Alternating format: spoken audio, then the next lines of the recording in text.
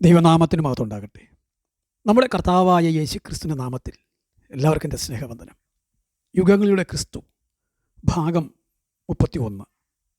ദൈവത്തെ ആരും ഒരു നാളും കണ്ടിട്ടില്ല എന്ന യോഹന്നാൻ 1:18 അടിസ്ഥാനത്തിൽ ദൈവത്തെ കാണുവാനുള്ള അഭിനിവേശം ഏത് കാലത്തുമുള്ള ഭക്തന്മാർക്കും ഉണ്ടായിരുന്നിട്ടുണ്ട്. യോബിൻ്റെ പുസ്തകം 23:3 ദൈവം മുമ്പാകെ നിൽക്കാൻ ആഗ്രഹിക്കുന്ന യോബിൻ്റെ വാക്കുകൾ കേൾക്കൂ.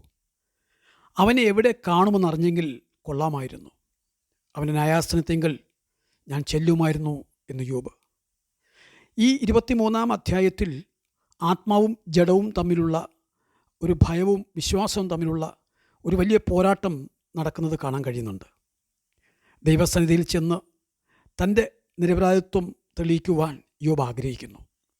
തൻ്റെ സ്നേഹിതന്മാർ യോബിനെതിരായി ഉന്നയിച്ച ആരോപണങ്ങൾ സത്യമല്ല എന്ന് ദൈവം വിധിക്കും എന്നവൻ പ്രതീക്ഷിക്കുന്നു. ദൈവം അവനെ ശോധന കഴിച്ചാലും യോബ് പൊന്നുപോലെ കൂടുതൽ ശോഭയോടെ പുറത്തു വരും എന്നാണ് തൻ്റെ സ്നേഹിതന്മാരോട് യോബ് വാദിക്കുന്നത്. നോക്കൂ, 7ഉം 8ഉം വാക്യങ്ങളിലേക്ക് വരുമ്പോൾ താൻ 4 വശത്തേക്കും തിരിഞ്ഞു നോക്കിയിട്ടും ദൈവത്തെ കണ്ടെത്തുവാൻ തനിക്ക് കഴിഞ്ഞില്ല എന്ന് പരാതിപ്പെടുന്നു.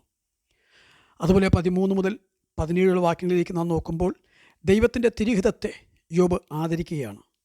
യോബിനെ അലട്ടിയ പ്രധാന പ്രശ്നം ബാഹ്യമായ കഷ്ടതകളല്ല, പിന്നെയോ ദൈവത്തിൻ്റെ പ്രവർത്തനം ഏകപക്ഷീയവും സ്വേച്ഛാപരവുമാണെന്ന് ചിന്തിച്ചത് മൂലമുള്ള ഒരു മാനസിക സംഘടനമായിരുന്നു. പുറപ്പാട് പുസ്തകം അധ്യായം 24:10 മുതൽ നാം വായിക്കുകയാണെങ്കിൽ അവിടെ ഇങ്ങനെയാണ് രേഖപ്പെടുത്തിയിരിക്കുന്നത്. അനന്തരം മോശയും അഹരോനും നാദാബും അബീഹൂവും ഇസ്രായേൽ മൂപ്പന്മാരിൽ 70 പേരും കൂടെ ദൈവ സാന്നിധ്യത്തിൻ്റെ അടുക്കിലേക്ക് കയറി ചെന്നു. അവർ ഇസ്രായേലിൻ്റെ ദൈവത്തെ കണ്ടു. അവൻ്റെ പാദങ്ങൾക്ക് കീഴെ നീലക്കല്ല് പടുത്ത തളം പോലെയും ആകാശത്തിൻ്റെ സ്വച്ഛത പോലെയും ആയിരുന്നു. ഇസ്രായേൽ മക്കളുടെ പ്രമാണികൾക്ക് തൃക്കയ്യാൽ ഒന്നും ഭവിച്ചില്ല. അവർ ദൈവത്തെ കണ്ട് ഭക്ഷണപാനീയങ്ങൾ കഴിച്ചു എന്നാണ് രേഖപ്പെടുത്തിയിരിക്കുന്നത്. ദൈവത്തെ നേരിൽ കാണുക എന്നുള്ളതാണ്. അതെ, സംഖ്യ 14:14 ഇവിടെയും കണ്ടു എന്ന് പറയുകയും എന്നാൽ ആവർത്തനം 4:12 ശബ്ദം കേട്ടതല്ലാതെ രൂപം ഒന്നും കണ്ടില്ല എന്ന് പറയുകയും ചെയ്യുന്നു. ഇതിൽ നിന്നും ദൈവത്തിൻ്റെ സാന്നിധ്യം അവർ അനുഭവിക്കുകയും രൂപം വ്യക്തമായി കാണാതിരിക്കുകയും ചെയ്തു എന്ന് മനസ്സിലാക്കുക. ദൈവത്തെ ആരും ഒരു നാളും കണ്ടിട്ടില്ല എന്ന് തന്നെയാണ്. അപ്പോൾ തന്നെ പഴയ നിയമത്തിൽ യഹോവയുടെ ദൂതൻ എന്ന പ്രയോഗം ക്രിസ്തുവിനെ കുറിച്ചാണെന്ന് വേദപണ്ഡിതാക്കൾ പറയുന്നുണ്ട്.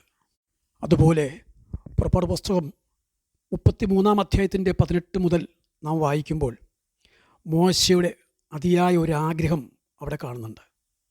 അതെ, അപ്പോൾ മോശെ, നിൻ്റെ തേജസ് എനിക്ക് കാണിച്ചു തരണമെന്ന് ദൈവത്തോട് അപേക്ഷിച്ചു. അതിന് ദൈവം, ഞാൻ എൻ്റെ മഹിമയൊക്കെയും നിൻ്റെ മുമ്പാകെ കടക്കുമാറാക്കി യഹോവയുടെ നാമത്തെ നിൻ്റെ മുമ്പാകെ ഘോഷിക്കും. നോക്കൂ, നിനക്ക് എൻ്റെ മുഖം കാണുവാൻ കഴിയുകയില്ല, ഒരു മനുഷ്യനും എന്നെ കണ്ട് ജീവനോടെ ഇരിക്കേലേ എന്നും അവൻ കൽപ്പിച്ചു. ഇതാ എൻ്റെ അടുക്കൽ ഒരു സ്ഥലമുണ്ട്, അവിടെ ആ പാറമേൽ നീ നിൽക്കണം. എൻ്റെ തേജസ് കടന്നു പോകുമ്പോൾ ഞാൻ നിന്നെ ആ പാറയുടെ ഒരു പിളർപ്പിലാക്കി ഞാൻ കടന്നു പോകുവോളം എൻ്റെ കൈകൊണ്ട് നിന്നെ മറയ്ക്കും. പിന്നെ എൻ്റെ കൈ നീക്കും, നീ എൻ്റെ പിൻഭാഗം കാണും, എൻ്റെ മുഖമോ കാണാവതല്ല എന്നും യഹോവ അരുളിച്ചെയ്തു. നോക്കൂ, എൻ്റെ മുഖമോ കാണാവതല്ല എന്ന ദൈവവാക്യം ദൈവ തേജസ് കാണണമെന്നുള്ള മോശയുടെ അതിയായ ആഗ്രഹത്തെ ദൈവം മാനിച്ചു. എങ്കിലും അല്പനായ മനുഷ്യന് അപ്രാപ്യമായ ദൈവ തേജസ് അത് ഏറ്റ് മോശ മരിക്കാതിരിക്കേണ്ടതിന് ഒരു പാറയുടെ വിടവിൽ നിർത്തി തൻ്റെ കരം കൊണ്ട് മറച്ച് തൻ്റെ തേജസ്സിൻ്റെ ഒരു ഭാഗം ദൈവം അവനെ കാണിച്ചു. ദൈവത്തിൻ്റെ തനതായ മഹത്വത്തിൽ ഒരു മനുഷ്യനും തന്നെ കാണുവാൻ കഴിയുകയില്ല എന്നാണ് ദൈവം മോശയെ ഓർമ്മിപ്പിച്ചത്. അതെ, കർത്താവ് യേശുക്രിസ്തു തന്നെ പറയുന്നു, ദൈവത്തെ ആരും ഒരു നാളും കണ്ടിട്ടില്ല എന്നത്. ധന്യനായ ഏകാധിപതിയും രാജാതി രാജാവും കർത്താതി കർത്താവും താൻ മാത്രം അമർത്യതയുള്ളവനും അടുത്തുകൂടാത്ത വെളിച്ചത്തിൽ വസിക്കുന്നവനും മനുഷ്യർ ആരും കാണാത്തവനും കാണാൻ കഴിയാത്തവനുമായവൻ തക്ക സമയത്ത് ആ പ്രത്യക്ഷത വരുത്തും. അടുത്ത ഭാഗത്ത് വരാം.